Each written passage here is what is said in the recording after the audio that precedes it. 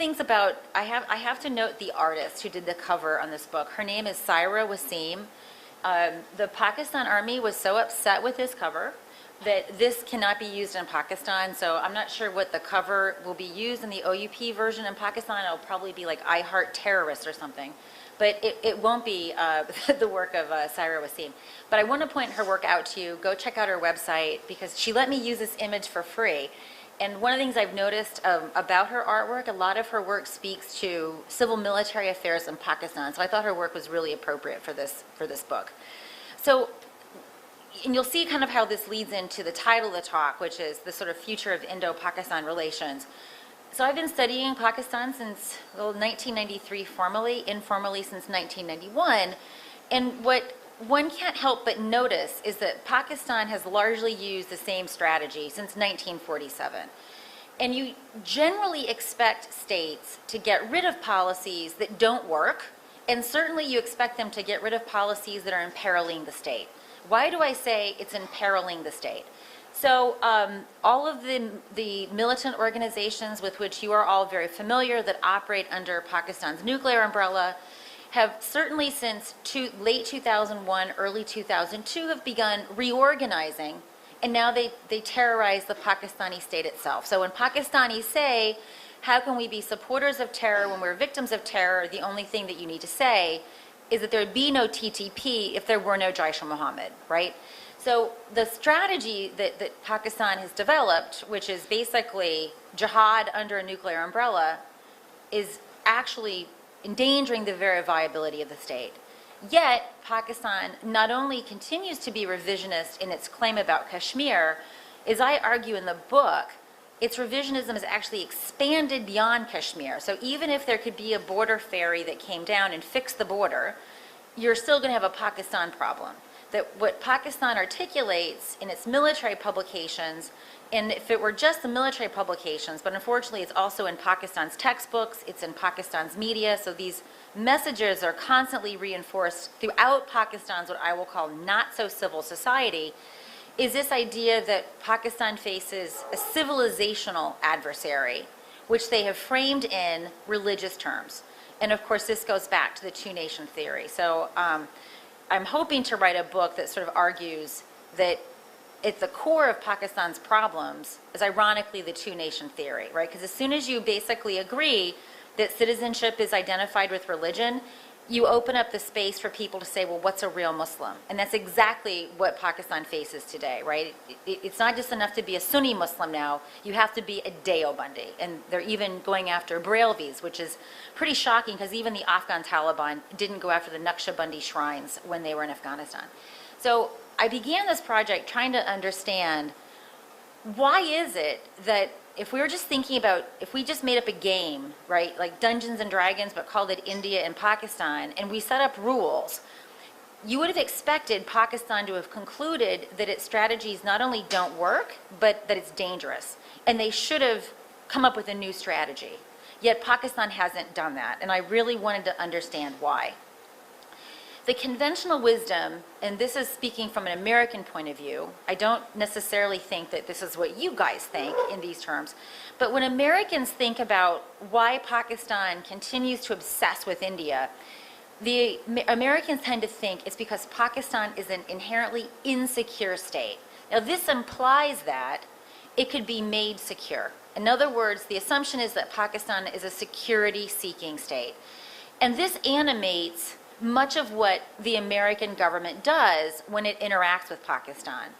It also gives rise to these really dangerous assumptions that by encouraging there to be some resolution on Kashmir, we get Pakistan that behaves better, will put down militant proxies, and will therefore also be less concerned about Afghanistan.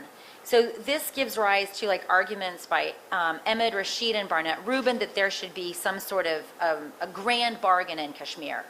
I write in the book that this is a very flawed thinking, because what becomes very apparent when you read Pakistan's defense writings is that their concerns about India are actually not about Kashmir. Their concerns are about India. And I think that's a really important thing to understand. I'm going to argue in the book, drawing from the work of a political scientist named Charlie Glazer, that Pakistan is actually an ideological state. And how does he define this? And I think his own words best describe Pakistan. Fundamentally dissatisfied with the status quo, desiring additional territory even when it's not required for security. So what's interesting about the Pakistani argument on Kashmir, they don't articulate it in security. They could make a water argument. That would be a very reasonable and rational thing to do. We're concerned about the future security of our water supply. Not in any article over 6 decades did I ever encounter that argument.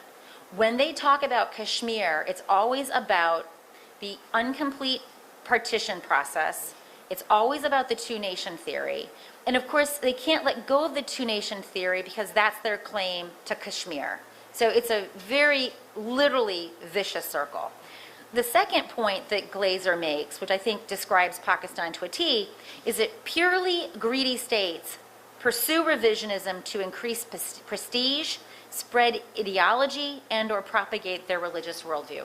When I went through this exercise of reading their defense literature, I could find no other mission that they articulated vis-a-vis Kashmir than this. The implications, I argue, is that when you look at the literature on greedy states, if you treat them as a security-seeking state, you actually encourage them to behave even more egregiously, right? And I think the evidence on that is pretty ample. What Pakistan has learned is that it gets rewarded for being dangerous. What they've sort of made a living on saying that they're too dangerous to fail. And this is how Pakistan kind of perpetuates itself as a rentier state. So the data that I use, like I said, 6 decades of their defense publications, any memoir that I could find. This has been an archival process that's just taken forever. And I also have a bunch of stuff on jihadi literature, that's my next project, and a bunch of survey data and data on the Pakistan Army recruitment data, which I'm going to show you at the very end, because that has, I think, a lot of implications for India. So the key findings of going through this, like, you know, as I say, Pakistan's revisionism, it's not primarily tied to security. I think none of this stuff would surprise you in this audience, but it is fairly surprising for Americans. And I'm always surprised that that's surprising. And I think part of the problem is, if you think about how the American government assigns people to work on Pakistan, it's constantly going through new personnel. No one works on this portfolio for more than a few years. I mean, there's a handful of people that do. So by the time someone has figured out that Pakistan has been lying or misrepresenting, they're being shipped off to Peru or to Poland.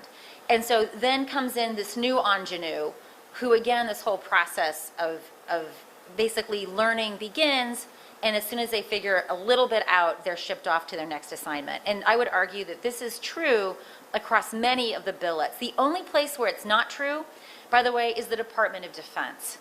And if you were to go to the Pentagon today, the anger that you will find amongst the U.S. military personnel would probably surprise you, because I think many Indians think that the U.S. military is pro-Pakistan. But you have to remember that we've now been fighting this war in Afghanistan now for 13 years, and what everyone has learned is that when they've been fighting the Taliban, and the Taliban are actually fighting pretty well, that's sometimes the SSG, right? The Pakistani SSG fighting with the Taliban.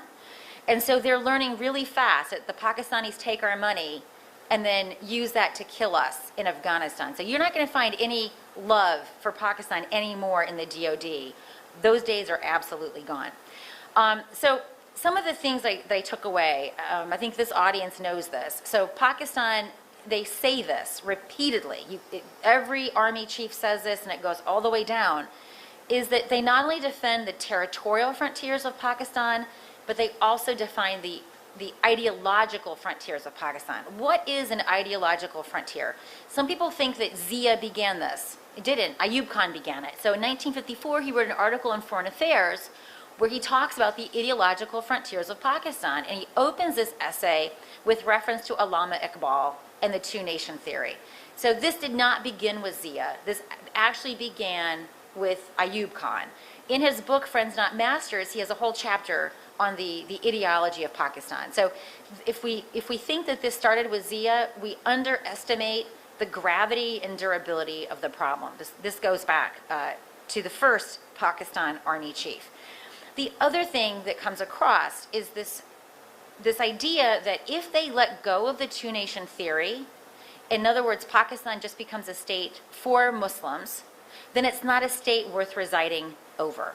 So every army chief, and I don't think the current one has said it yet, but I'm sure he will, has said that the terms for peace with India is that they accept Pakistan as their equal. So that's kind of a preposterous demand, because by no definition of equal is Pakistan equal to India, and that they accept the two-nation theory, right? So these are very problematic demands. But this is how Pakistan sees itself defending the ideology. When you read their publications, they articulate over and over and over that our job is to protect the Islamic nature of Pakistan, a very strange role for the Pakistan army. If the Indian army were to make such statements in their professional publications, there would be riots, right? If an American army published such nonsense, there would be outrage and riots. Yet this is quotidian fare in Pakistan Army's publications. Pretty astonishing. The other thing that comes across very clearly when you read their stuff is that their idea of defeat is not defined in how many soldiers were killed, how much territory was lost, what the value of that real estate was strategically, how many POWs were captured, but rather that Pakistan is able to continue resisting India's rise. There are repeated formulations of this. So even after the 1971 war, where most sane people would say, well, Pakistan, you lost that, Pakistanis will say, well, no, not quite, because even though we were cut in half by a more powerful, XYZ army, we are still the only country in the region that can challenge India's hegemony. So the reason why I have the Black Knight there, for those of you who know Monty Python, it is the Black Knight in the forest. He gets his arm cut off. It's just a flesh wound, because it's still a flesh wound. So in some sense, Pakistan doesn't quite recognize that it's now just a head bobbing in the forest because it's lost its arms and its legs. It doesn't realize this. So in some sense, it's like an insurgent, right? An insurgent doesn't have to defeat the counterinsurgent. It just has to ensure that it can continue to resist the counterinsurgent. In contrast, the counterinsurgent has to decisively defeat the insurgent to win. So it redefines victory in a way that says, as long as we can get ourselves up and continue fighting India, we have not been defeated. And a former army chief, that I'm sure those of you who do track true know quite well, he explained this to me in 2000 after Kargil. He said that for us, defeat is to do nothing and is to acquiesce to India's rise. So we will always take a calculated risk, then do nothing, because to do nothing is actual defeat. And I think that sort of, once he sort of laid that out to me, I understood immediately, for them to do nothing is to basically say they have acquiesced to India's dominance in the region. And that would have tremendous domestic implications for them, right? How could they then justify having a very large part of the budget? How could they justify nuclear weapons? How could they justify, most importantly, taking over the country on the claims that they are best prepared to manage the Indian threat, right? If they acquiesce to it, then this entire logic of the army preying upon the state sort of unwinds. So they're going back to the point, Indo-Pakistan detente, there will never be any, is my view. So I argue in the book that Pakistan persists in this constant war footing, in part because of the way it redefines victory and defeat. The other thing that I don't need to talk about this, but some of the foundations of Pakistan's strategic culture, how do they therefore not only prepare the army to continue thinking like this, but they also have to prepare their people to continue thinking like this, right? Because armies draw from the people that they represent. So my brothers in the U.S. Army, they have to constantly be aware of the recruiting environment. Is it favorable? Is it not favorable? When the people massively disagree with the mission of the military, recruitment goes down. So it's important that the Army diffuse these messages outside of the barracks into the rest of civil society. And so so these are just very briefly some of the tropes. You cannot go to Pakistan without hearing the grousing about Kashmir. Now, why is this? Most Pakistanis themselves do not have a real position on Kashmir. But Kashmir, for them, is really their remaining claim because of the two-nation theory. If they let go of Kashmir, the two-nation theory falls apart, right? Because they have no action. So we can discuss the legality of their claims to Kashmir, and in fact, there are none, right? I mean, Shumik Ganguly and I wrote a piece, like, we should stop entertaining this is a dispute because their claims have no legality. But if they let go of that, then they have pretty significant problems with the two-nation theory because it's been so decisively hammered. The other thing that I thought was kind of interesting is that a lot of their threat perceptions about Afghanistan, they actually inherited from the British. And we can talk about how it evolved, but as the Indian and Russian relationship changed, their perception of that threat changed. Now, Afghanistan is mostly a place where Pakistan imagines the Indian threat. But you have to understand how absolutely durable this is. You see them writing about strategic depth in Afghanistan from the earliest days of their defense publications. Most importantly, I cannot emphasize to you enough how often this comes up, Islamic character in the two-nation theory. When Americans come across some of these publications about jihad in the Pakistan army, they freak out. And they'll say, oh, Pakistan's a jihadi army. They're not understanding how this imagery is functioning within the army. So if you read the green books, and I have almost all of them scanned, I think I'm missing one, persistent discussions about how Pakistan is an Islamic army. This has a couple of implications. In their narrative, India started every war. You'll never find an official publication of any war that Pakistan admits it started. So you obviously already have a huge disconsonance between reality and what they think. They do this because then they say that Pakistan's reaction was a defensive jihad. They actually define what Pakistan did as a defensive jihad. You might notice they have Yom-e-Pakistan in September, which is where they actually celebrate that they didn't get completely defeated in Lahore. I mean, only in Pakistan do they get to manufacture. Well, that's not true. We have Thanksgiving, where we celebrate the beginning of the genocide of the indigenous people. So I should say that holidays are, in fact, made up for exactly this purpose. They also talk about the importance of Islami tarbiyat. And tarbiyat is you guys, does anyone not know what tarbiyat is? Everyone knows, right? Because you guys use it in Hindi too. So for you don't, so, oh, okay.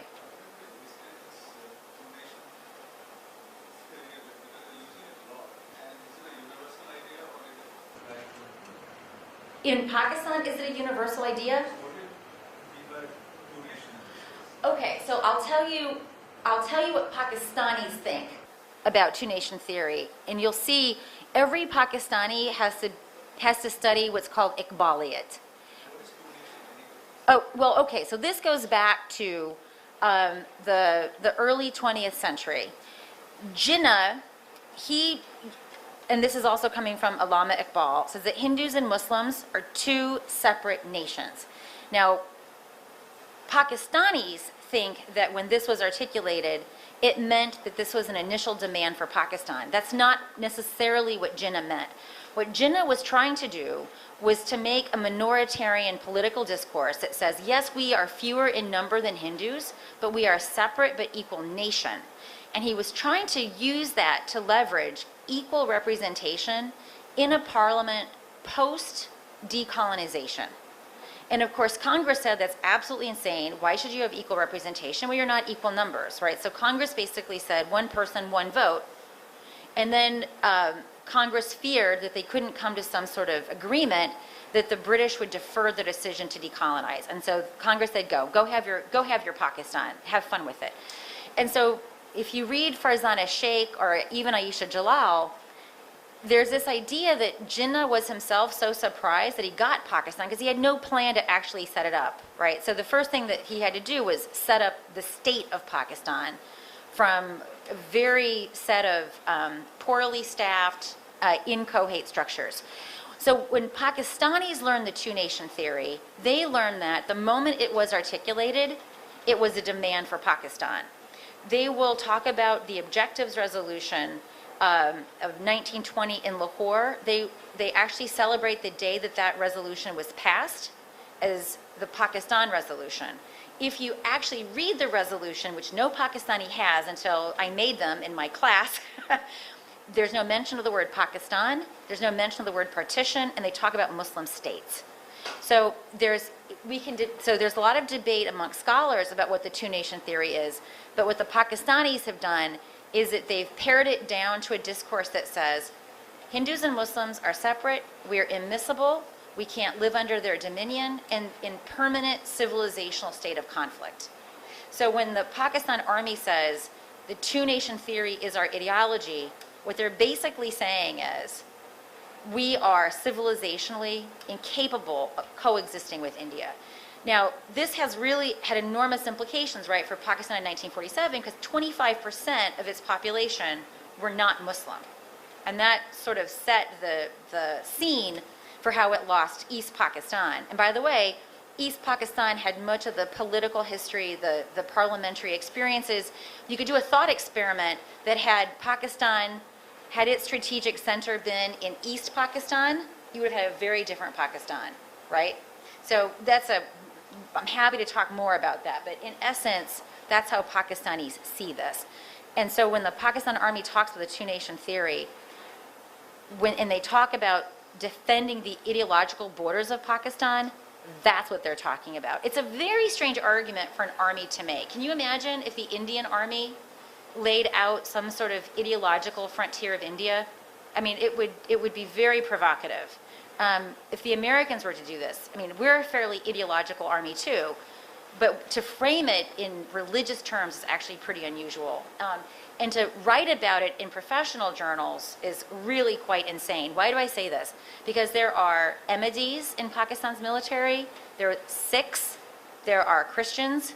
The Ahmadis, of course, really lay low. That the army would, as a corporation, espouse an ideology that is so deeply othering to members of its own force is really quite strange. But when I talk to Shias, they're okay with this, even though there's this larger political discourse in Pakistan that says they're not Muslim enough. But that's the irony. When you define a state on religious terms, you open up the space for people to say, who's Muslim enough? Whose religious interpretation is the correct interpretation? They'll all say there is only one Islam, but they'll say that one version of Islam is my Islam, and the rest of you are kuffar. So this is a very pernicious discourse on Pakistan that the army directly contributes to. So you never want to be in this position of saying that just because everything was this way, it will remain, right? Pakistan is civilizationally opposed to India. It has been, therefore it will be. So I went through these, what are the different kinds of shocks that could happen to Pakistan where the army would begin to rethink the way in which it does business. And by the way, I reduce this to the army because the Ministry of Foreign Affairs might be well-meaning, but it doesn't control any of the levers of policy that I care about, right? Which is relations with the United States, India, Afghanistan, when to go to war and under what circumstances, or the nuclear weapons portfolio. All the things I care about are controlled by the army, not the prime minister, not the Ministry of Foreign Affairs. So I went through these different things, and I mean, I can't even say some of them without laughing. So a major confrontation with the U.S. So this is where people talk about LET blows up something in New York. I say, well, hold on. Osama bin Laden was caught an easy stroll from the Pakistan Military Academy, and we still write the check. I mean, what more major confrontation could you imagine than Osama bin Laden being caught near the PMA? What more major confrontation can you imagine than we've given them $30 billion? Think about $30 billion.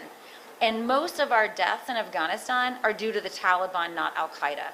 So I don't know what they would possibly do before the Americans would view them as a security threat, as they should, and deal with them appropriately.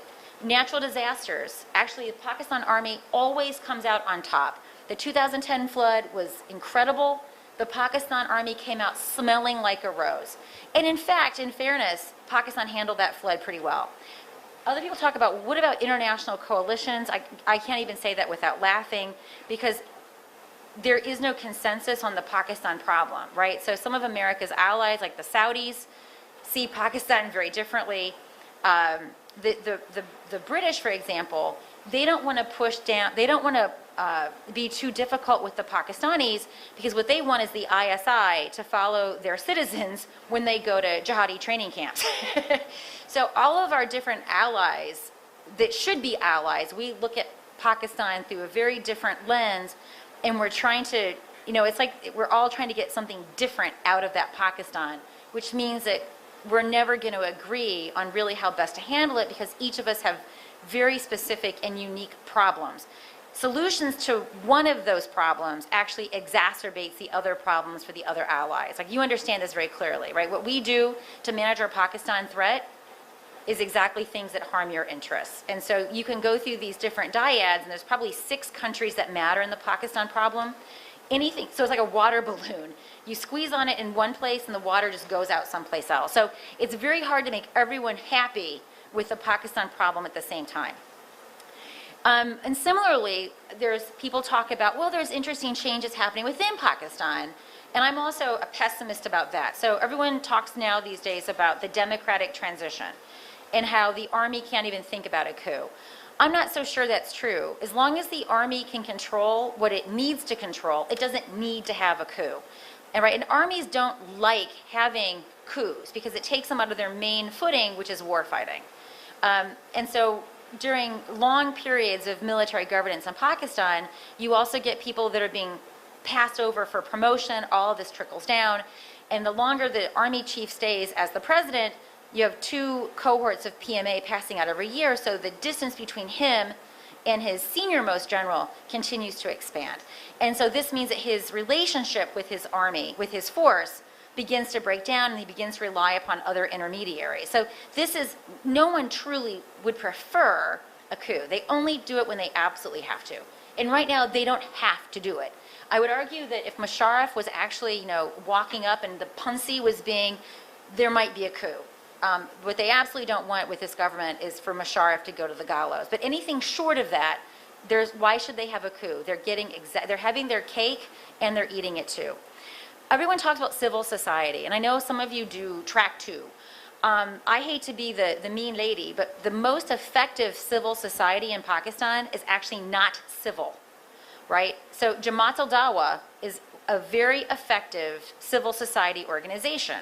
It's just not civil. The ones that are liberal, in the sorts of organizations that want to work with India, or for that matter, even Israel, believe it or not, these are organizations that are very small, they are very elite, they do not aggregate interests in a larger way. The ones that aggregate interests are the groups that are very dangerous, right? So Hizb ut-Tahrir, Jamaat al-Dawa, the sectarian groups are civil society. Believe it or not, they are. So when I do survey work, I actually find Pakistani youth to be more menacing than their parents. So just think about all of those youthias, as they're called by their enemies. You guys don't know that word, the youthias? It rhymes with another word, but it's just made with youth. Spell it. Don't make me explain it, because y'all are a very Sharif audience. And I don't want to use that word. So yeah, that's what they're called. They're derisively known as the youthias by the part of civil society that we wish were more effective. The people rallying around Imran Khan is basically Taliban Khan, right? I mean, he ran on a platform of peace with the TTP, an organization that says, we don't want your constitution, we want democracy. All of this is gone. And he ran on a platform of peace with these clowns. He also supports the Afghan Taliban. And he himself brought into his circle Jamaat Walas, right? So the understanding, certainly in the United States, and I don't think Indians had any such truck with this silliness, that Imran Khan was like a Barack Obama. I'm like, yeah, if Barack Obama was a Klansman, So when I've interacted with that particular cohort of young persons, when I was an election observer, when I was teaching at LUMS, these are not young people that are looking at South Asia as a region of peace. They're looking at South Asia as a conflict sphere where Islam is under threat by neighbors near and far. And they're looking to explicitly Islamist political leaders to get them out of this mess. So I don't see a lot of hope there. Economic shocks will never happen because they're too dangerous to fail, right? There will always be an IMF payout. So if you want to change the way Pakistan does business, you have to take them off the welfare. But the Americans will be the first to say we can't do that because Pakistan's too dangerous to fail. You cannot convince the Pakistanis, you cannot convince the Americans that the Pakistanis won't fail. And I'm convinced they won't fail. It's the most stable instability. But too dangerous to fail, so the checks keep coming. But let me show you what is really interesting that has a lot to do with the kinds of discussions that you guys are interested in. So I do a lot of work with data. What you see here, this map, is actually district-level Pakistan Army recruitment data. This is from 1972. And where the colors are darkest, this is the districts that are producing the officers. And what you see, the gray is that the vast majority of the country is not producing officers. And then I sort of take different snapshots as we move across time, 72, 82, 92, 2002, 2005. And this is where my data end. I'm not ever getting more of these data, so this is all I got. And what you can see is actually most of the districts now are producing officers. And what you see, of course, this is coming from Punjab, parts of KPK. By the time you get here, you're even reaching into districts in Balochistan, and then a lot of growth in Sindh, and then especially around here. All right, so what does this practically mean? Okay, so it means the Army is getting more people from these far-flung districts. So it turns out I had data. So again, I don't expect you to read this, I'll walk you through it. And by the way, all of this is on my website. It's also in the book. But on my website, it's christinefair.net in an article that was published in Security Studies. So I did a survey, and I basically picked a few questions because I wanted to see how much variation there is in these new districts about key questions about jihad, for example. So the first one is, some people say jihad is a personal struggle for righteousness. Others say jihad is protecting the Muslim ummah through war. What do you think? Jihad is solely a personal struggle? Jihad is both a personal struggle? Jihad is solely protecting Muslims? So that was one question that I looked at. So this gives us different ideas about who thinks what about jihad and where. The next one is, how much do you think Pakistan is governed according to Sharia? In the Urdu, it's Sharia. Seeing the current situation, do you think Sharia should play a larger role, blah, blah, a much smaller role? So here we're asking people, what do they think about the governance of Pakistan? By the way, this is a very foundational debate. Pakistanis disagree whether it should be a Sharia state, and by the way, they disagree about what Sharia is because there are 5 interpretive traditions in Pakistan. So as soon as you talk about Sharia, the Islamists start fighting. Oh no, my Sharia. Oh no, my Sharia. And then eventually they can't settle it and the whole discussion goes away, which is probably not a bad outcome. Then 73 Constitution says Pakistan's civilians should control the military. So we're asking about civil-military relations. And then finally, the political preferences of Muslims in occupied Kashmir, because that's what they call it. They call it Maqbuza Kashmir. There's no use calling it anything else. That's what they call it. Tell us which statement you agree with the most. In occupied Kashmir, the majority of Muslims want to be a part of India, etc. So you get the idea. So that we're basically trying to get a sense of what do they think about jihad, civil-military relations, the role of Islam in government, and also what they think Muslims in Kashmir want. And so what's actually interesting, and I can walk you through this, when we first started this, everyone thought that ethnicity drove those beliefs. So if you were a Punjabi, whether you lived in Lahore or whether you lived in Quetta, you had opinions driven by your Punjabiness. I thought that was utter bakwas. I was like, who would think this? I'm from Indiana, but I'm a flaming Democrat and an atheist, right? So by that logic, I should be, a Jesus-stani parast, and I'm clearly not. So, what I find amazing about Americans, they never think about how similar Pakistanis are to this thing called humans. And a lot of problems could just be solved where they just like, gee, if I were a Pakistani, i.e. a human, what would I think? So I had to actually go through and show people that no, this is not the case.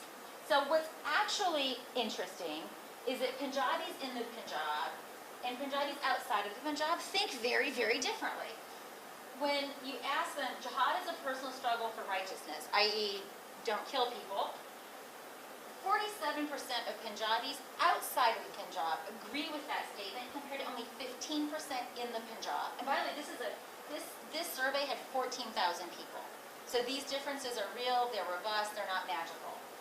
Jihad is a militarized struggle. 28% of Punjabis in the Punjab thought that, compared to 12% outside. And going through each of these different questions, they're incredibly different. So in the Punjab, Punjabis want Sharia to play a much larger role, 49%, compared to 15% of Punjabis outside of the Punjab. So in other words, ethnicity doesn't shape what people are thinking. It's also shaped by where they're living. By the way, that should make sense to everyone except the reviewers, and to Americans, actually, who paid for this survey, i.e. the State Department. So then I looked at Punjabis versus non-Punjabis in the Punjab. And guess what? They're more similar. So in other words, there's something about being in the Punjab that affects what you think. Now this also makes sense, right? Because their textbooks are coming from the Punjabi textbook board. So they're being subjected to, for the most part, the same sort of socialization through the educational system. They're reading the same editions of the newspapers if they're reading. So it would make sense that Punjabis and non-Punjabis in the Punjab think alike more so than not. There was one really important difference.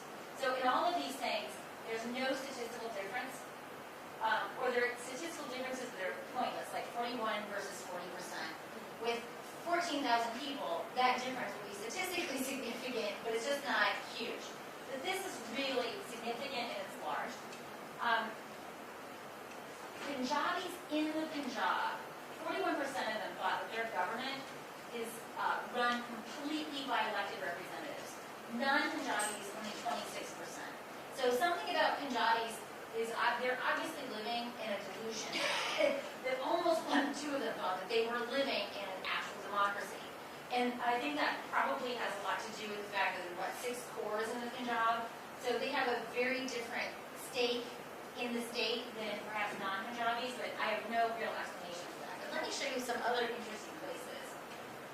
This is also true in the Sindh.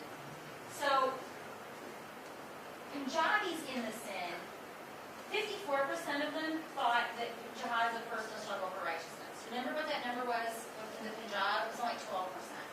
So just by virtue of taking Punjabis out of the Punjab and throwing them somewhere else, they're thinking really differently. So why am I going through this whole exercise? When you look at those recruitment maps that I showed you, it's entirely possible that just because they're recruiting from Balochistan doesn't mean they're recruiting Baloch, right? They could be recruiting Punjabis from Quetta.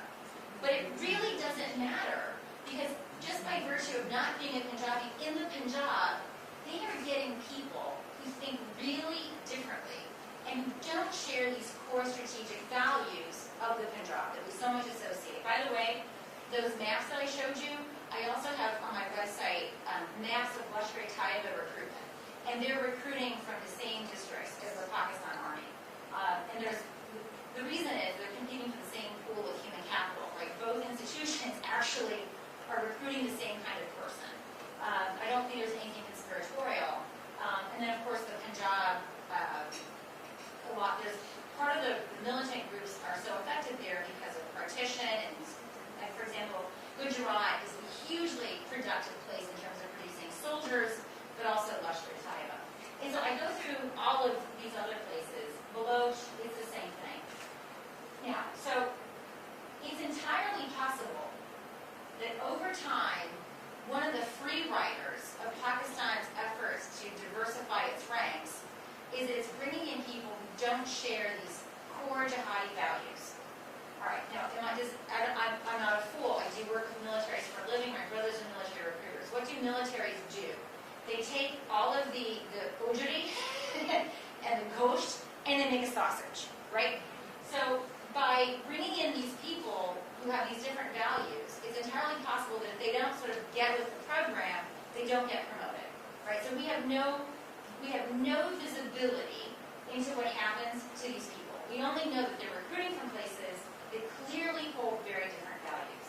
So I'm not going to leave you with this idea that everything is going to become Dory, but this to me is actually, let's also just say that, so the Army, so let's take for the sake of argument, the Army does a good job making a better sausage. In other words, taking these people that don't share this pro-jihad nonsense and making them, either kicking them out or convincing them. You still, though, have the situation that their families, that they're being recruited from, don't share these values. And that's where militaries have problems sustaining what they do, when there's a disconnect between what they do, right, and what people think they do. I mean, this was, my brothers were military recruiters with the Iraq War. They had a tremendous problem getting young men to join the military, because we also sign them up when they're 16. It requires parental permission. So when my brother would go to Mrs. Smith, please sign so that your son can join the U.S. Army, Mrs. Smith would say, go to hell, get out of my house. And by the time he was old enough to join on his own, he had a job and was doing something else that didn't involve getting shot at in Iraq. So if the Pakistan Army sausage that are producing is so different from the taste of the families that are producing it, this becomes difficult to sustain. So I'm not Panglossian, but this, I think, is the only hope for that country, is that in their efforts to be more inclusive, and by the way, why does the Army have to be inclusive? Because they run the country, right? So the disquiet with armies running the country is that not everyone gets to share in the spoils of looting the country. So that's part of the reason why they're trying to be more inclusive. But the downside of being more inclusive is that they're getting people who don't share these values. So that, for me, is the only hope for the Pakistan Army, and I will say it's a very slim hope. And that's it. Mm-hmm. All the questions that you asked, was there one question? Sorry. I mean, I have a really bad ear, and there's a air conditioner, which is good. I'm thankful for it. Did you manage to ask them that, given the choice between joining the army or this non-army or the civil society, or what you call it is not a civil society, what would they choose? Okay, so to clarify what my data are, my data, so I have two kinds of data. One is officer recruitment data. So we know how many numbers were produced by the district, right? That's production data. The other data I have is survey data. So so for you to have, to be able to do a survey where you could have enough numbers of actually asking people, I'd have to have all the IDs of people in the military and go and interview them. The Pakistan military doesn't do this. I don't think the Indian military does. Our military does. I mean, I've done a lot of work with survey data from our soldiers because we want to know what they think and why. Because we're constantly trying to think about, are we going to have a shortfall or not? As we change our IT requirements, are we going to have difficulty meeting those? So we're constantly surveying potential as well as current persons in uniform. So we don't have that opportunity in Pakistan. So I can't answer that question. But what I can tell you is that when I look at, I have this other project where we built a database of 1,800 militants based upon their so-called Shaheed biographies. We do see some families will have someone in the military, and they'll also have someone in, say, Lashkar-e-Taiba. And by the way, so from our point of view, we can laugh at that and think, what the hell? But from their point of view, and I've done so much survey work on this, they think that what LET does is justified, right? They don't think that what LET does is not justified. So from their point of view, this is a just mission, right? So, and not only that, is in both institutions, you could become Shaheed, right? And of course, Lashkar-e-Taiba doesn't do suicide bombing, so they're basically doing high-risk missions, right?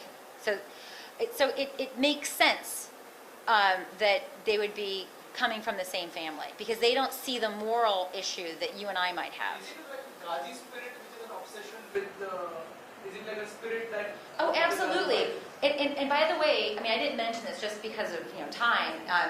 When you read the Pakistan Army journals, they also talk about the Ghazi spirit that is invested in the Jawan and also in the officers. And so if you're thinking about managing the rhetoric of jihad, when both the army and the militant organizations are using the same rhetoric, it's how do you manage that? So I think about this like in the U.S. case, when my brothers are trying to recruit a woman or a man, his competition is the Army Reserve, right? Where you could go play soldier for 2 days a week and then go training and maybe get called up. Full-time Army, Army Guard. If you want to do infantry, you also have Marine Reserves, as well as full-time Marines. So in some sense, they're competing for the same people. Because both the Army and the jihadis, particularly Lashkar-e-Taiba, they want the same guy. Anyway. I have a question for you.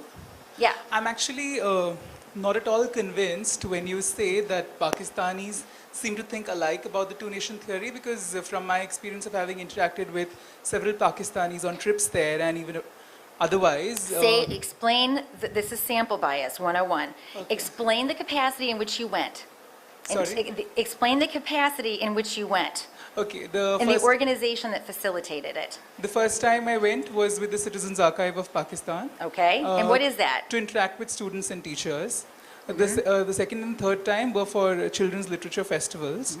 And I did actually have many personal interactions where people said that they actually would like to go to India to meet their divided family or to study, and they don't really buy into what they've been taught in their textbooks, and loads of people.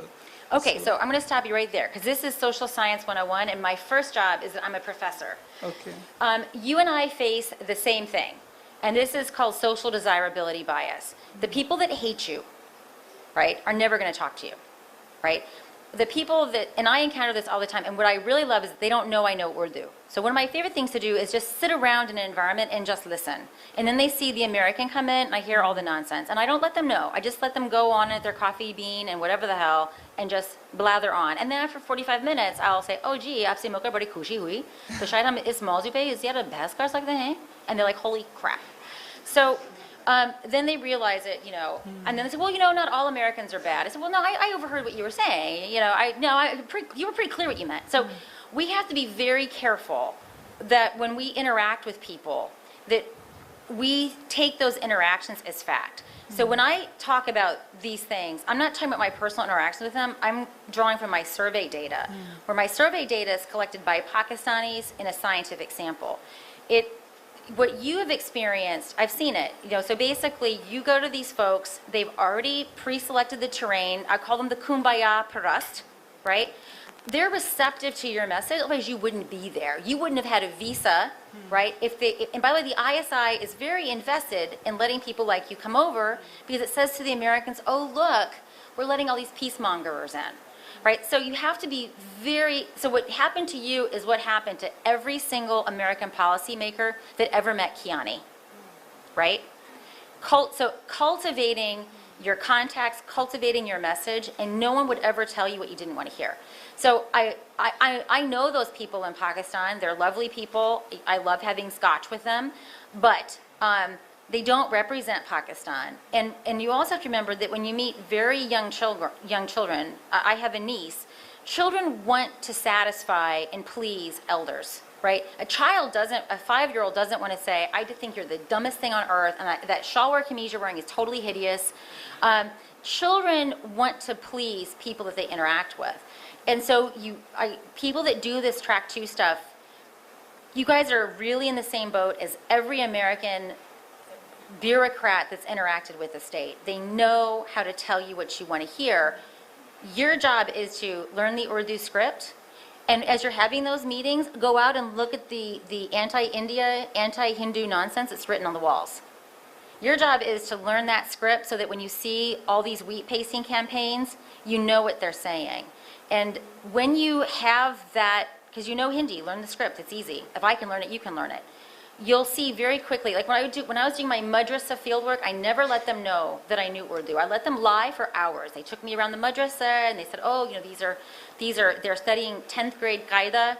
In fact, they were studying the 2nd grade qaida. So I just took note of all of the lies. And then when I met the Nazim, I said, well, this has all been a very interesting day, but let me tell you what I observed. You said there were no political activities here, but yet all over there were postings for rallies. So for you, I think, to get the most out of those things, these are the kinds of things that you really have to do, and constantly push them, because often it's a veneer, right? And I'll also be very blunt with you. Y'all get free trips. right? Everyone friggin' loves the track 2 boondoggles. Who doesn't love going to Colombo or to Dubai on a shopping spree or to Kathmandu, any place where Pakistanis and Indians can get visas? So how do you keep getting back on the track 2 boondoggle? I don't ever get invited to track 2 boondoggles, ever, right? So this is also a self-licking ice cream cone, that if you don't drink the Kool-Aid, you don't get invited back. So if they tell you, oh, this two-nation theory is just horrible, they might not get invited to the next boondoggle in Kathmandu. You're being brought to Pakistan on this occasion, but the next boondoggle may be in Colombo, right? So you always, always, always have to think, put your social scientist hat on and ask, what are the incentives for people to tell me what I want to hear? And are they telling me something that's legitimate and representative? And do I see signs that are countervailing? And when you do those things, you see a very different terrain than what they want you to see. By the way, I do this when I go out, when the Pakistan Army, when I could still go, they took me to South Waziristan, lied through their teeth. Lied, ridiculous lies. And at the end I said, okay, sir, let's actually do a recap of all of this. You don't get invited back. I'll never be invited back to they'll never take me on a tour, for example, of North Waziristan, right? Because they know that they can't lie to me. So I know that was really, but was that too mean? I want to just ask you. Many questions. I just want a clarification actually. Don't you think, I appreciate the clarification that you made, but don't you think some of the stuff that you've written, even your data, can be misused by Hindu right-wingers in India to continue spewing hatred against Pakistanis and Muslims? That may not be your intention, but it can always be used that way. Well, look, facts are facts, right? So facts like a kaleidoscope. You give them a flick and you get one picture, you flick it again, you get a different picture. I'm an atheist. I don't like communal politics of any stripe at all. So unfortunately, where India is domestically, it plays into Pakistan's worst fears. This is just a fact. But you are where you are with that. Just because Pakistanis have views, there is no morality in being truthful and presenting data. If someone uses it selectively, that's their problem, it's not mine. But my job is to do as best as I can to expose what Pakistanis think, right? My biggest problem is not that people misuse facts, is that they simply ignore them. Like, for example, there's a myth that terrorists are poor and uneducated, and therefore if we bring people out of poverty and we educate people, terrorism goes away. Survey after survey that I've done in Pakistan shows that the poor people are the least likely to support these terrorist groups. It's just a lie. So this whole narrative of development that we've tied to counterinsurgency is a lie. So my real concern is not that they misuse facts, but they simply ignore them because they're inconvenient. So if they were to misuse the facts, I think that would actually be an improvement over simply ignoring them. Doctor, my name is Bhagwan Advani. Doctor, I think it's an excellent work and I agree with all of it, but can I take you back to 1948? Against the background of the fact... Can you speak a little bit closer, because I have a really bad ear. Against the background of the fact that in Islamic history, warriors have always held a cult status. And so if Pakistan is also Islamic, their warrior in quotes, which is now the army, would have some kind of cult status to begin with. And in 1948, they went into Kashmir. Bulk of them were regulars in Shalwar Kameez, and they took half of Kashmir, maybe 40%, but they took territory-wise half of Kashmir. So therefore I want you to see if in your studies that you had, did you come across any contrary opinion which talked about Nehru's effect in entrenching the army in Pakistan? Because the story goes, in 1948, after they were driven it to the current line of control, General Chaudhry, who later became Chief of Staff, rang him up in Simla, and he says, I can go drive them completely to the border. And he said no. As the story goes, this is the factual part of it, but as the story goes, I don't know how true it is, he happened to be in the company of Edwina Mountbatten, and Edwina Mountbatten said, Dicky will not like it. And so he told General Chaudhry, you stop where you are and we'll take action. Result was that the Pakistani army at that time was roughly 150,000 people. Right. And the Indian army was, I think, 550 or 600,000, 1 to 5. Right. And that is how in Pakistan for a long time a story came that one Pakistani soldier is equal to 10 Hindustani, Hindus, not Hindustani but Hindus. Yep. And that only got reduced in 1965 and further reduced in 1971. So I think in some respect we should give, where we give Pandit Nehru a lot of credit for democracy in India, we should give him equal credit for entrenching the Pakistani army. And the other thing which you pointed out, they have done first class work in civilian work. When you have floods and etc. as the Indian army, the civilians have failed time after time, time after time. So they have got a cult status and it's difficult how their role decreases.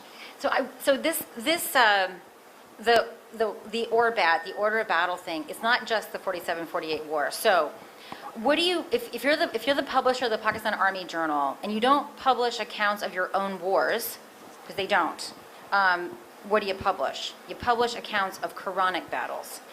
And so it's not just this thing, there's, one Muslim is worth 5 Hindus. It's actually worse than that, because they go and they look at Quranic battles, and these are, you can't make this up.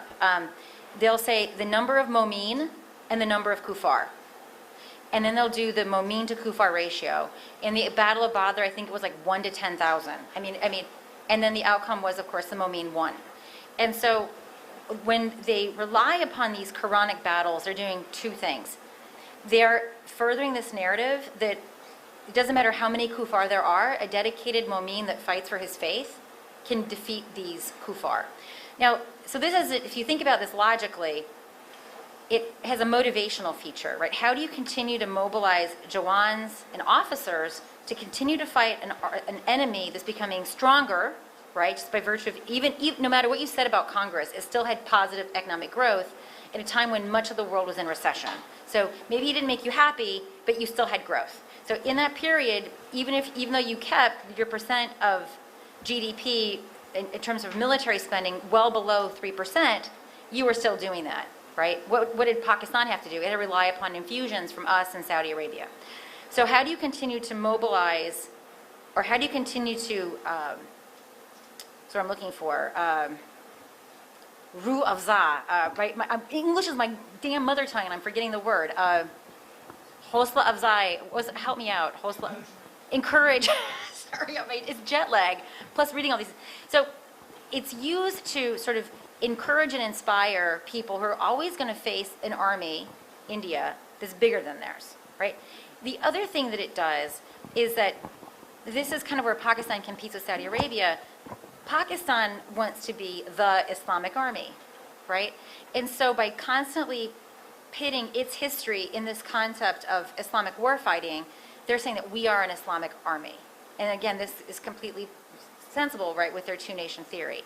What's the problem with that? Is that this clashes with the real debates in Islam, which is in Pakistan, which is about sectarianism. So the army wants to talk about there's one Islam. So the army never gets into the business of which maslak it is. But on the ground in Pakistan, this is a very real bloody war.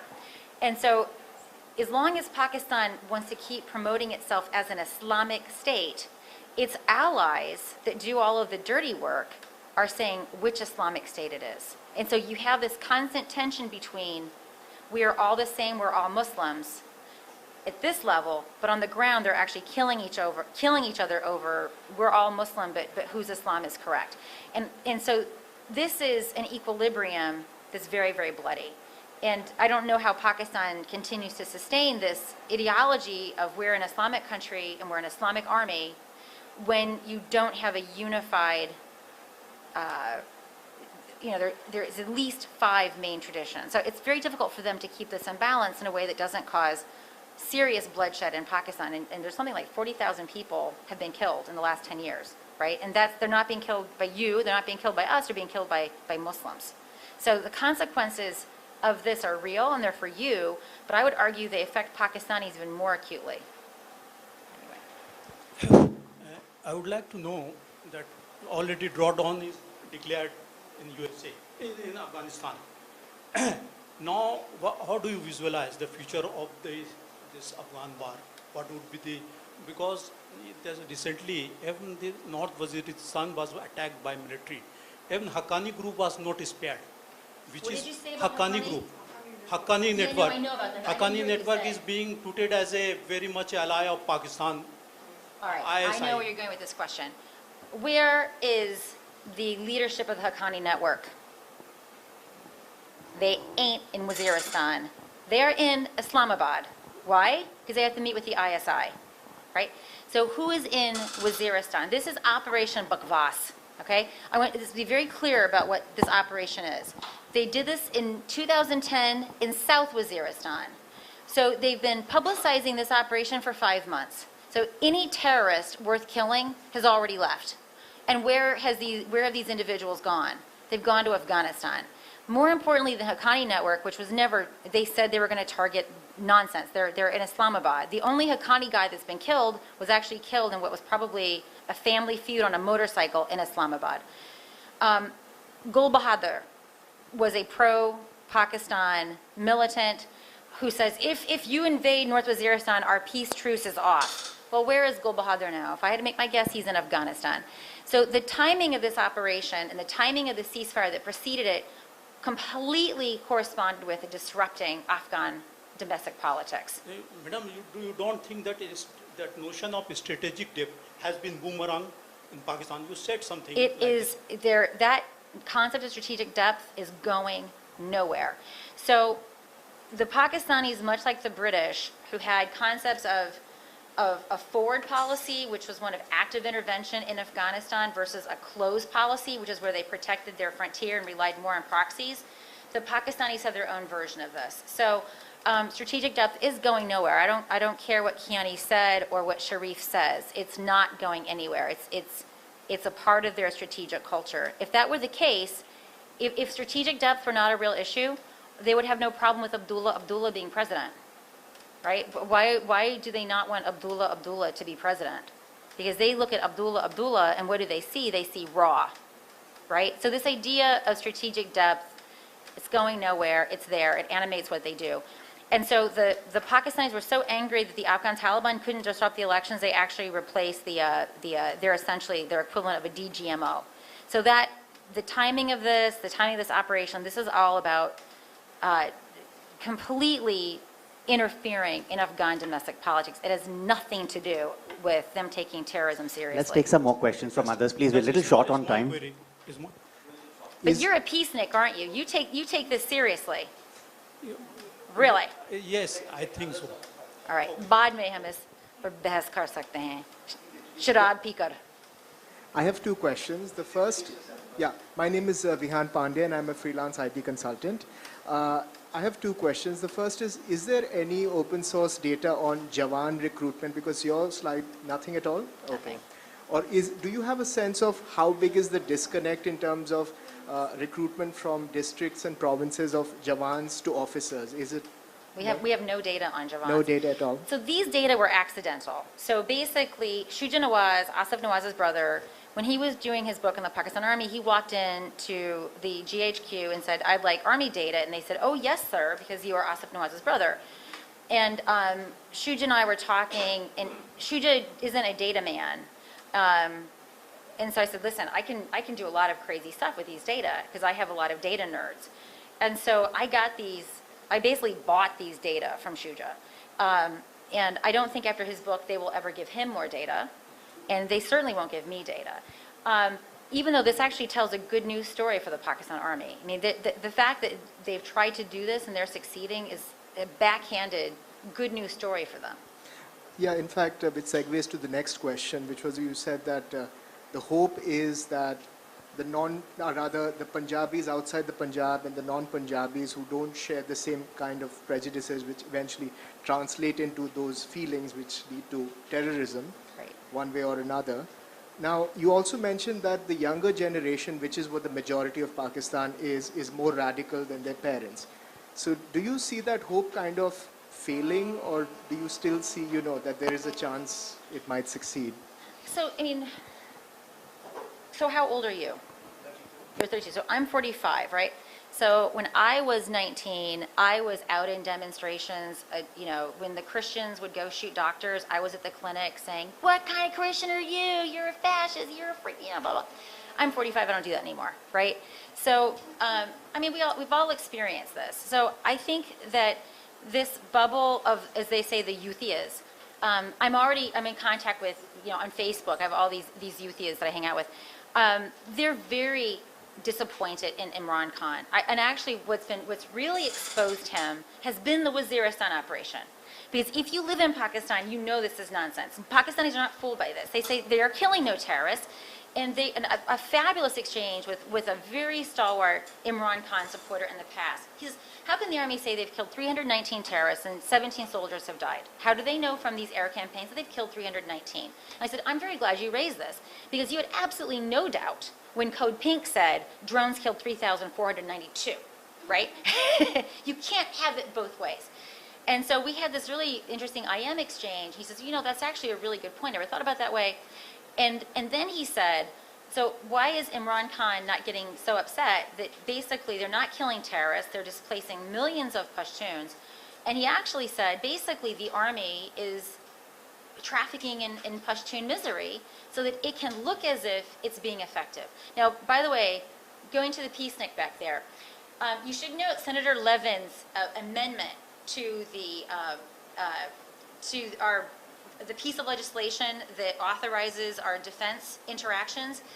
Senator Levin put a rider in that said, unless the Pakistanis conduct a North Waziristan operation, they will not release 300 million. So, you know, when you ask about the timing of it, it comes to, I think, money, the Afghan election, and then, of course, the airport attack. So if anyone thinks that this Waziristan operation means anything, I hate to be the cynic, because I assure you the Haqqanis are lounging around in the Serena. Anyway. Okay. Hi, my name is Rishi. I'm with ORF, and I was on one of these trips, the trek to Karachi and Lahore just 6 months back, and LUMS was one of the sponsors. And I found it very fascinating when you said that the youth are turning out to be more menacing than I didn't say menacing. I said tongue nazar.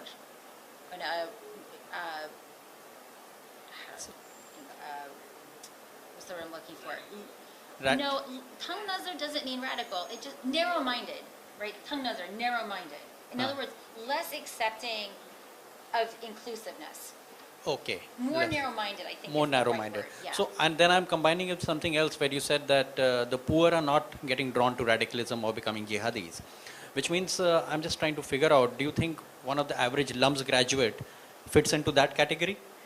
So you may have, so did you notice, so are you Indian? Some of you guys are early risers.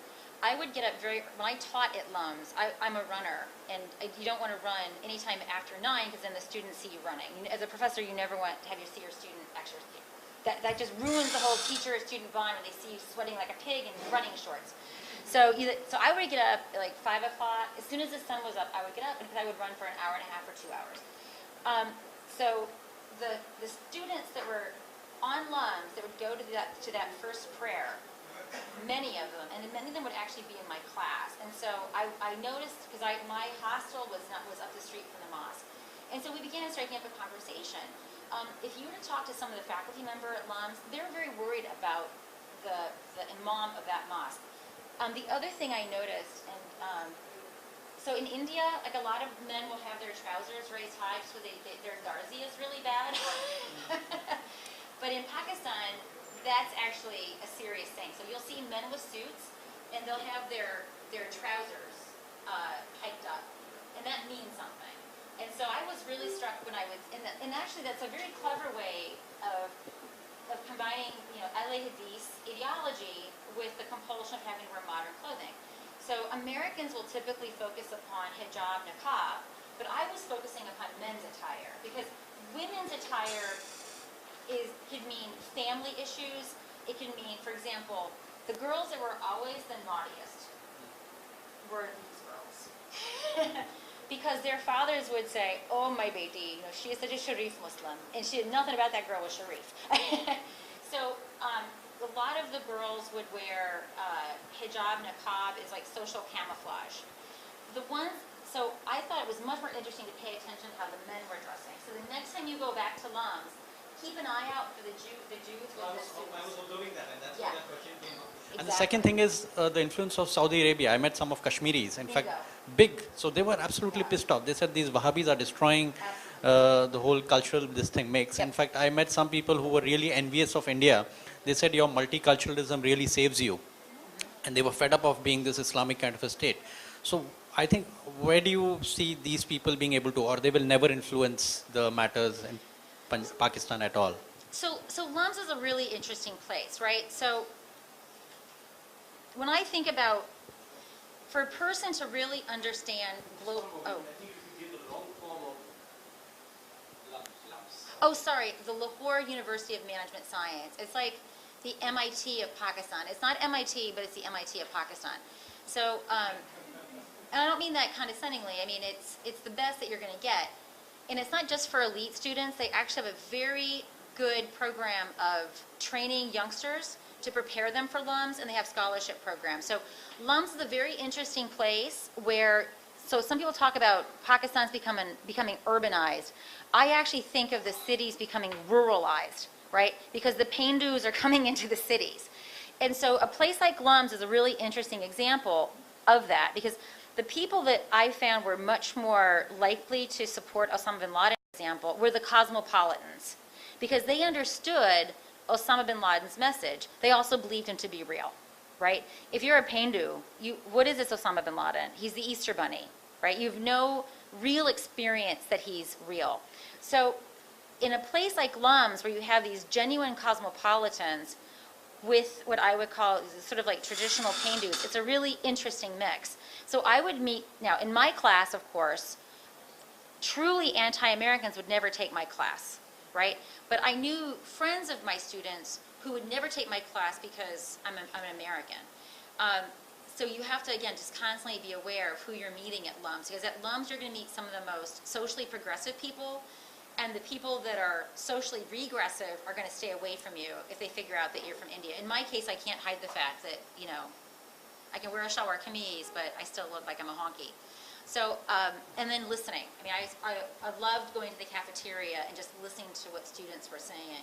But so LUMS is an interesting critter. I was supposed to teach at Foreman Christian College, which is, again, a very different class of student, but the ISI had issues with me. So.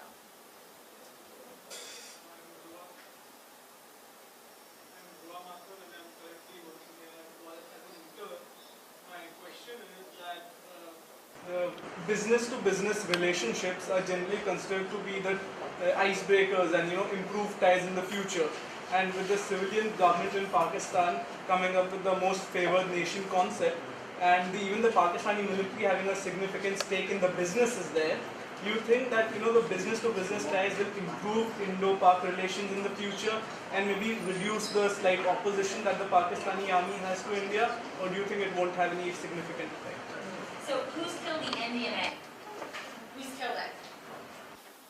The Pak Army killed it. And they killed it because they felt that this was too dissociated from what they love, the composite dialogue. Why did you guys give them the composite dialogue? You should just take that right back. So the Pak Army, so in this book, I didn't talk about it here, but I argue that Pakistan's army is an ideological army. It's not a security-seeking army. So let me give you an example of what I mean by that. So some years ago, I wrote a piece. I think Indians misunderstood the argument because they didn't read the argument. They read the first paragraph and they said, oh, what the hell's wrong with this woman? I said, listen, let's put on the table for Pakistan a completely conditions-based civilian nuclear deal, right? The conditions that were in Kerry Lugar-Berman, let's put it. You meet these conditionalities, we'll give you a civilian nuclear deal, right? If they were a security-seeking state, they should have taken that deal, right? But they aren't a security-seeking state. They're an ideological state, right? This means that when the army thinks about what's in its corporate interests, they're not thinking with the same cost-benefit calculus that you're thinking. So what does the army want? So here's the army's game plan in Pakistan. It's sort of like a virus, right? It dies if the host dies.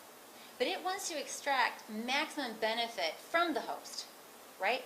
And the way the Pakistan Army can do this, because it just basically sets the budget, the Pakistan Army has no want. It gets whatever it wants. It relies upon the international community to basically keep the rest of the country on life support because of this notion of that we're too dangerous to fail, right?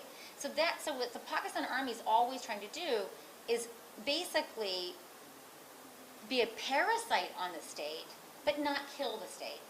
And in fact, it has an incentive to keep the state alive by creating the very arguments that make the international community to pay the price. Right? This is, I argue, this is essentially the Pakistan Army's strategy. So when it comes to economic normalization, they will have no problem with certain kinds of economic ties. But where they will stop it is when they think that this has the potential to do something else, like create a genuine lobby for normalization in Pakistan. So what they're going to try to do is calibrate those gains. But you have no illusions. The Pakistan Army gets what it wants. It doesn't need trade with you to get what it wants because it extorts the international community, right? So don't get all crazy about Nawaz Sharif. And by the way, what happened in 1999? Right, Cargill. And if you're paying attention to some of the weird stuff that's happening episodically in Kashmir now, not so much now, but a number of months ago, it was almost like a slow motion Cargill. And Sharif isn't stupid. Sharif has seen this movie before and ended up with him, living in Saudi Arabia, barely escaping a noose. So he's not going to be. And by the way, the other interesting thing, Nawaz Sharif, I'm going to give him credit. He's learned some very interesting lessons.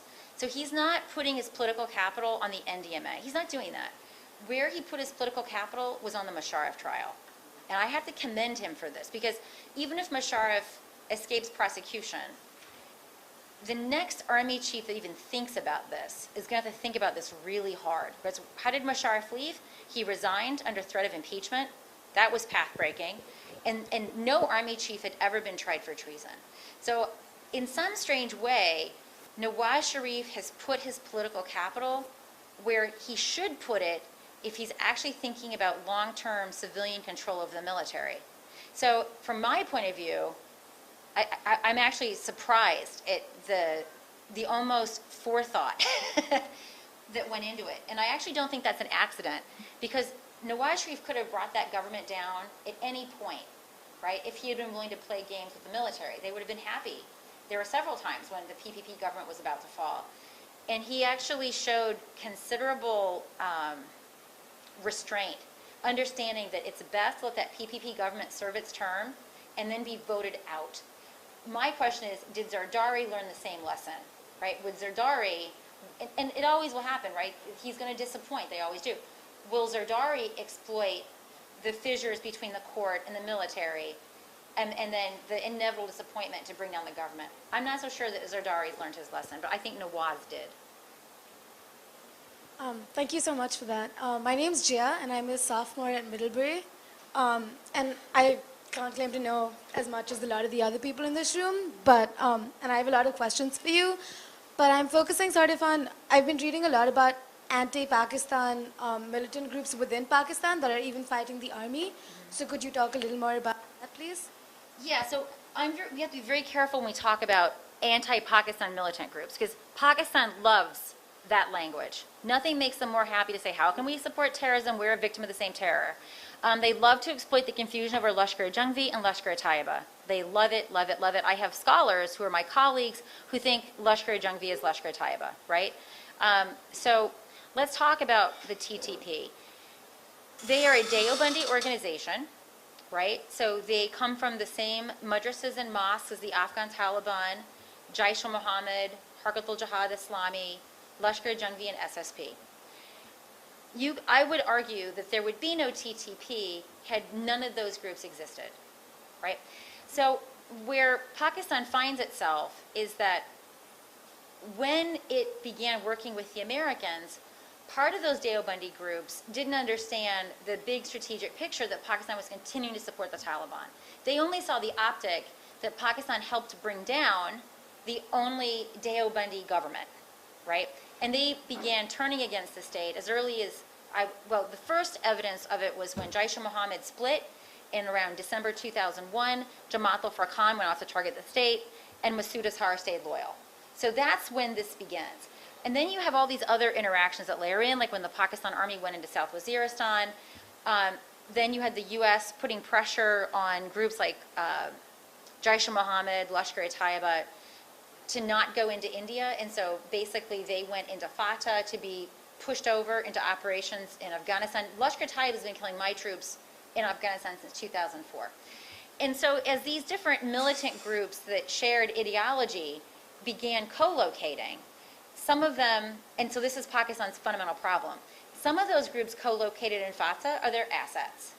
Some of them would very much like to destroy the Pakistani state.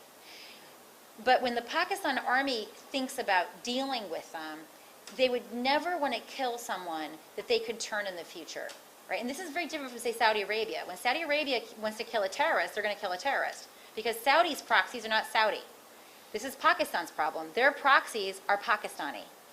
So only after commanders show that they are absolutely unwilling to play ball do they give the Americans the drone coordinates, and they find themselves, a pile of ashes. This was true of Naik Mohammed. It was true of Haki Mullah, and the list goes on. By the way, most of the people we're killing with drones are Pakistani terrorists, not our terrorists. Not something that people really want to acknowledge. So, yeah, Pakistan's experiencing blowback, but it's blowback that derived from their own policies. Now, it's true that they probably would not have been experiencing this blowback had the war on terror not happened, had they not been forced to work with us in Afghanistan. But it's also true that there would be no TTP had there been none of these Dale Bundy militant groups that the ISI made to begin with. So when I talk about this, and when you write about it, I think it's important that we emphasize that this is blowback, right? If you go to Pakistan and they talk about the shrines being blown up, they believe it's a raw agent.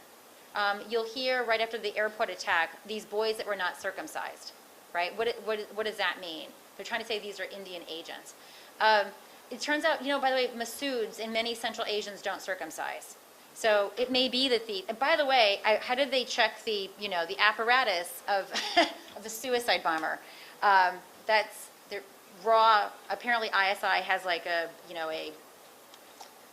circumcision inspection unit on suicide bombers. I couldn't help but laugh when I heard this. And these boys, they were not circumcised. Like, really? How did you know that?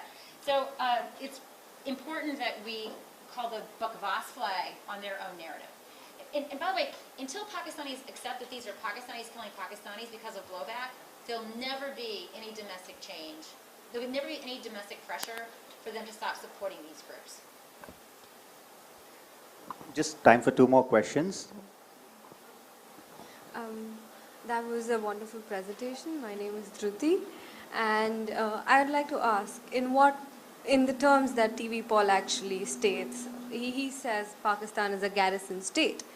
And with that having been said, and in a couple of your papers also, you point out to the fact that the weak civil society, and now putting that together with the current political drama that has been going on at the level of Imran Khan having charged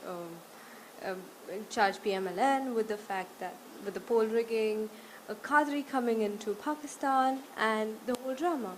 What is likely now the scene of democracy in Pakistan, if I can call it so, and in such a case, is there ever going to be a possibility of like a complete democracy whereby they can actually place development projects within their own country?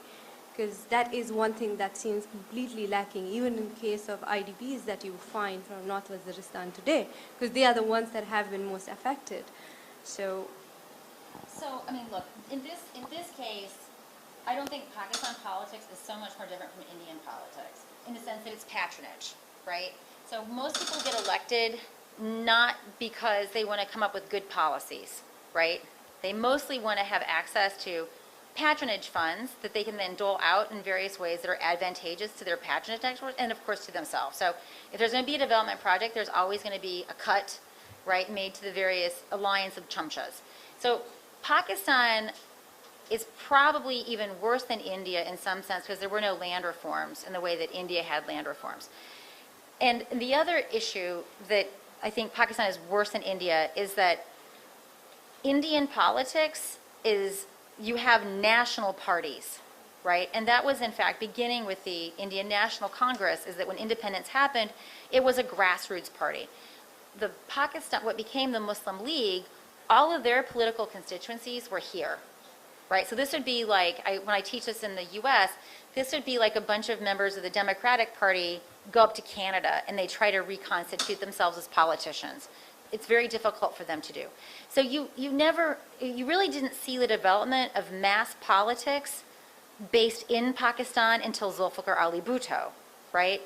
And then, even then, it wasn't national politics. It was still very regionally associated.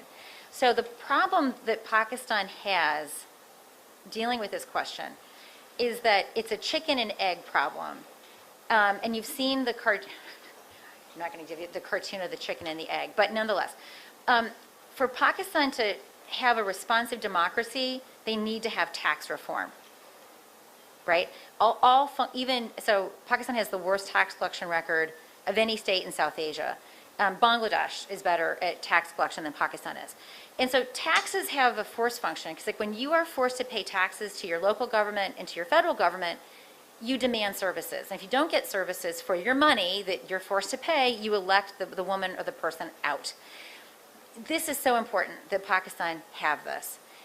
This will never happen because of basically the feudal capture and the industrial elite capture that sits in the parliament. If they themselves are not elites, the people that elect them are. And so I'm not optimistic that, now, the other thing is, the reason why they don't ever have to do this, they've never had a moment like India had in 1990 where you were completely broke, right? And why will Pakistan never have that moment is because of the IMF, right?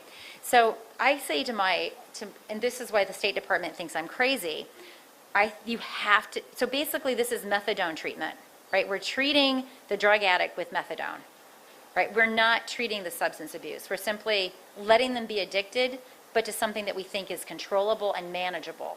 The only way Pakistan will ever fix itself is if it is completely allowed to sink or swim on the merits of its own policies. And I'm not anti-Pakistan.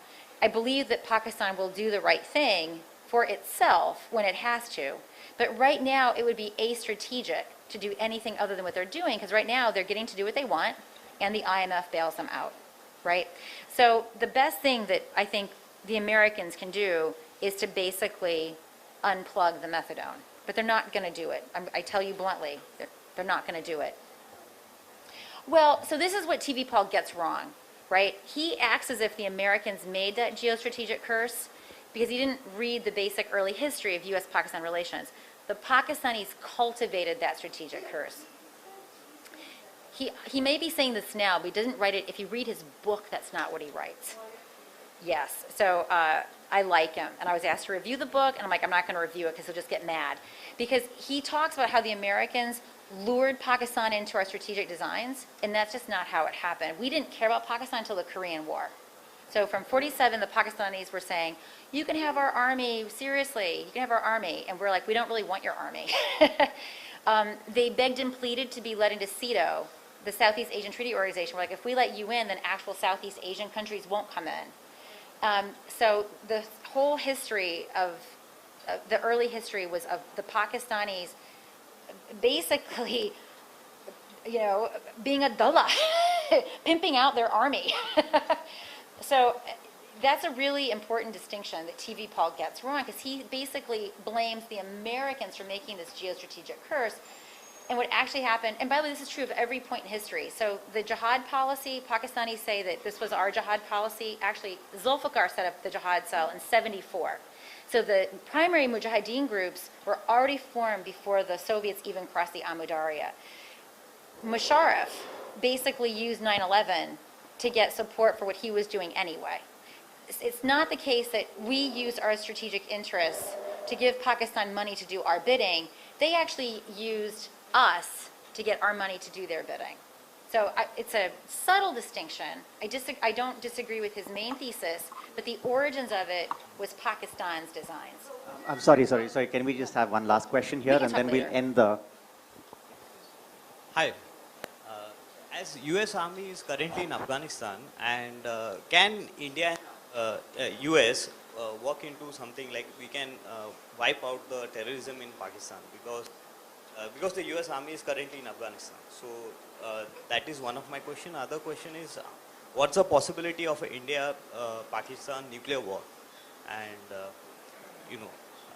and thirdly, as Pakistan was created from India, so if we go back to past, to the history, could India do more, like to avoid the creation of Pakistan? To do more to what?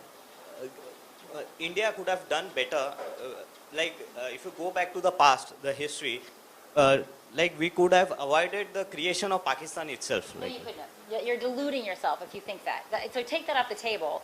And in any event, what's the point of thinking like this, right? Pakistan, hey, it's there. And I don't think you could have gotten away with this because the Brits wanted to break out. And because the Congress completely abdicated they basically resigned from government, basically the Brits were left working with the Muslim League. So you'd have to unfold that decision tree pretty damn far back to get a different outcome. So no, I don't think, there's no point in thinking like this. But as to whether or not India can be aggressive about Pakistan, that's really a question that you have to ask yourself. I tell Americans that when there's a terrorist attack in India, the Americans should simply not say anything, right? Let India sort this out. Because when the Americans sit on India, right, which is what we do, right now we need the Pakistanis to be doing our alleged bidding, which seems to be mostly killing our troops in Afghanistan. We'll say, don't escalate, otherwise they'll move west to east. That's what we did in 2002. We were very worried about this in 2008.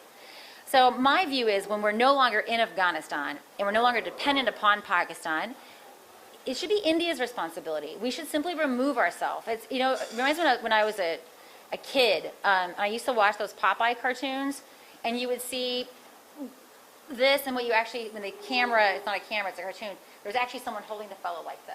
Right? So basically a lot of punching in the air, but he was never going forward because someone was holding him back. And so basically India could say whatever it wanted to say. The fact is the situation was overly constrained. So that's a question for you. I mean, does India have the capability? I mean, I actually am kind of a hawk. I'm a fan of cold start, right?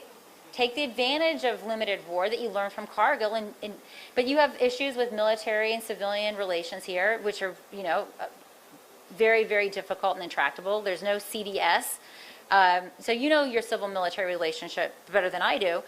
But going to the issue of nuclear war, again, I'm a believer, if you're going to undermine Pakistan's ability to coerce, you have to be willing to call their bluff.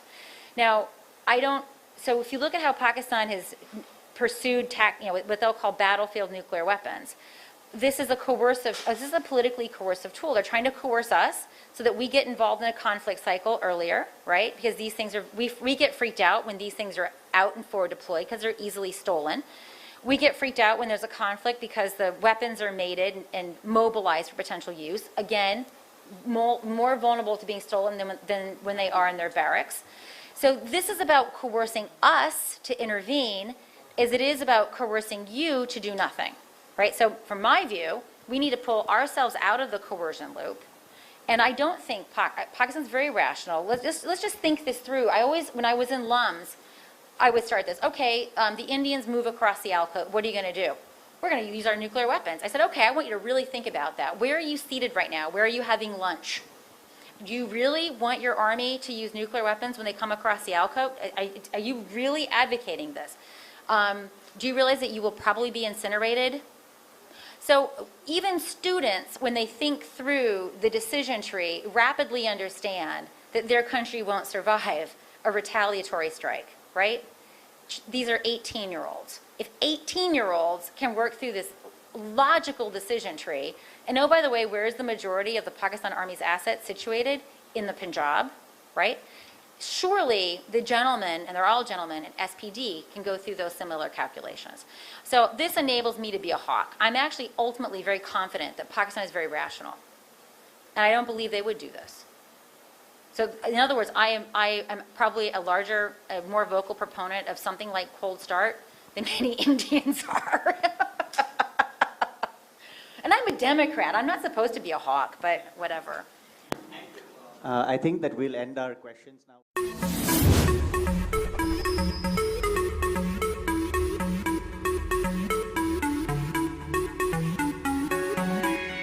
So a couple things about, I have to note the artist who did the cover on this book. Her name is Saira Wasim.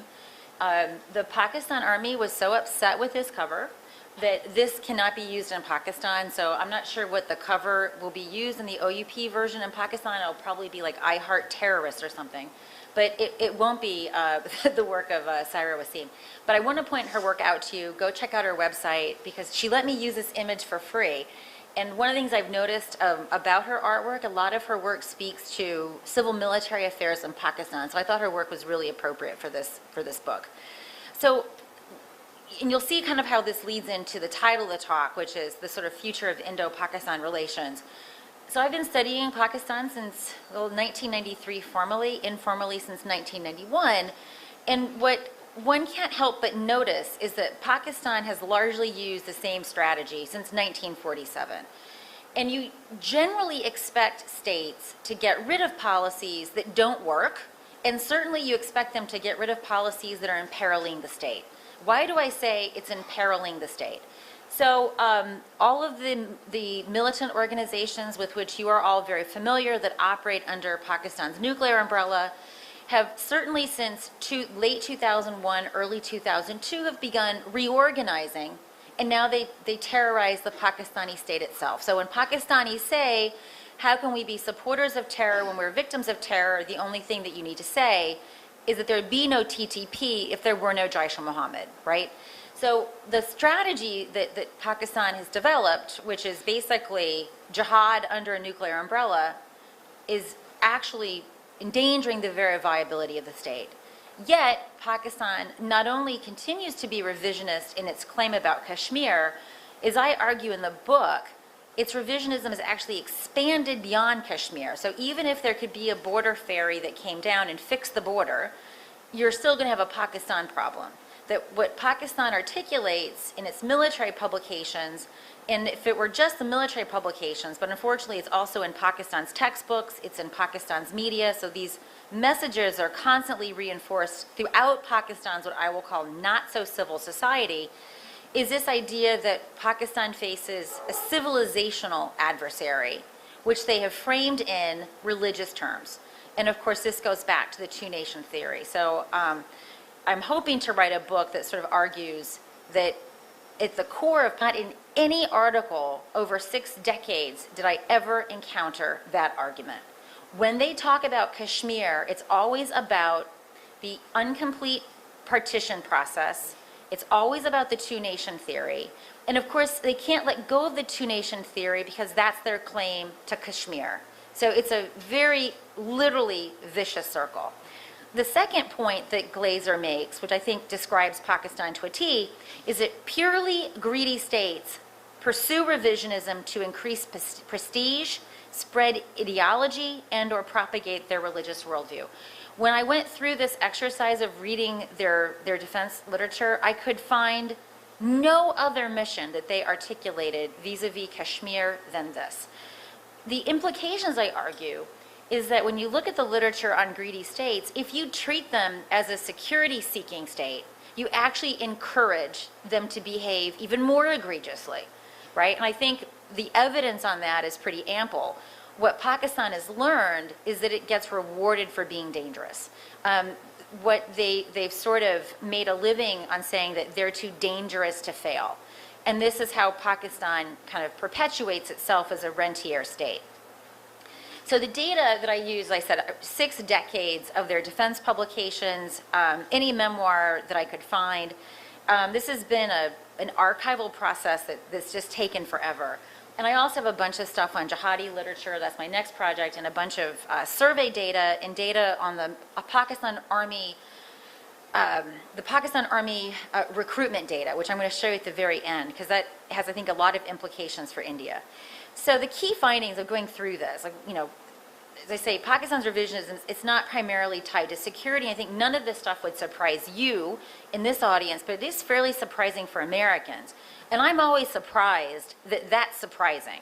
And I think part of the problem is, if you think about how the American government assigns people to work on Pakistan, it's constantly going through new personnel. No one works on this portfolio for more than a few years. I mean, there's a handful of people that do.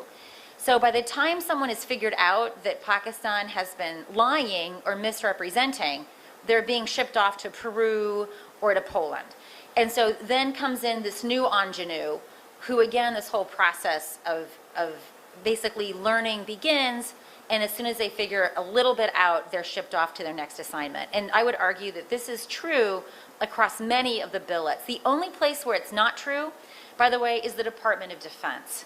And if you were to go to the Pentagon today, the other thing that comes across very clearly when you read their stuff is that their idea of defeat is not defined in how many soldiers were killed, how much territory was lost, what the value of that real estate was strategically, how many POWs were captured, but rather that Pakistan is able to continue resisting India's rise. There are repeated formulations of this.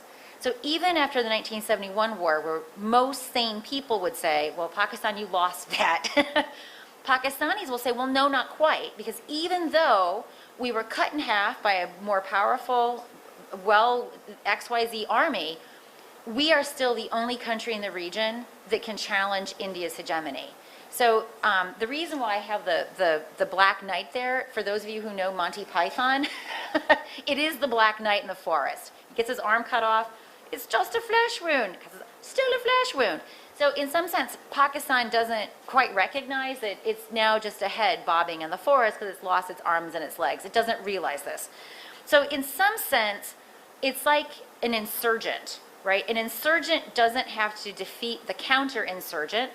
It just has to ensure that it can continue to resist the counterinsurgent. In contrast, the counterinsurgent has to decisively defeat the insurgent to win.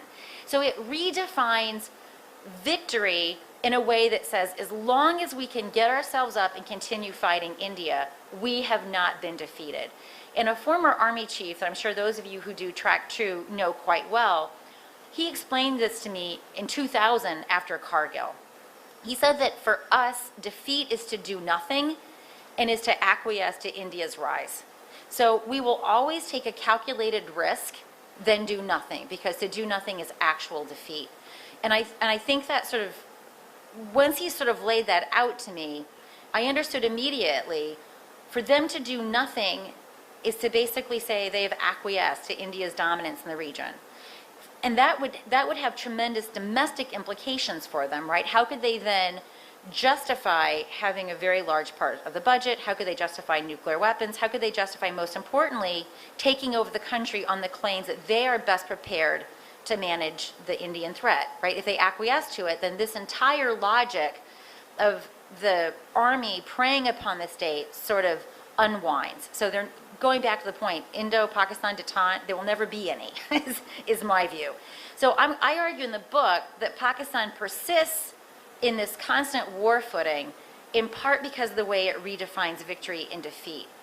The other thing, Pakistan's problems, is ironically the two-nation theory, right? Because as soon as you basically agree that citizenship is identified with religion, you open up the space for people to say, well, what's a real Muslim? And that's exactly what Pakistan faces today, right? It's not just enough to be a Sunni Muslim now, you have to be a Deobandi. And they're even going after Brailvis, which is pretty shocking because even the Afghan Taliban didn't go after the Naqshbandi shrines when they were in Afghanistan. So I began this project trying to understand, why is it that if we were just thinking about, if we just made up a game, right, like Dungeons and Dragons, but called it India and Pakistan, and we set up rules, you would have expected Pakistan to have concluded that its strategies not only don't work, but that it's dangerous. And they should have come up with a new strategy. Yet Pakistan hasn't done that, and I really wanted to understand why. The conventional wisdom, and this is speaking from an American point of view, I don't necessarily think that this is what you guys think in these terms, but when Americans think about why Pakistan continues to obsess with India, the Americans tend to think it's because Pakistan is an inherently insecure state. Now, this implies that it could be made secure. In other words, the assumption is that Pakistan is a security-seeking state. And this animates much of what the American government does when it interacts with Pakistan.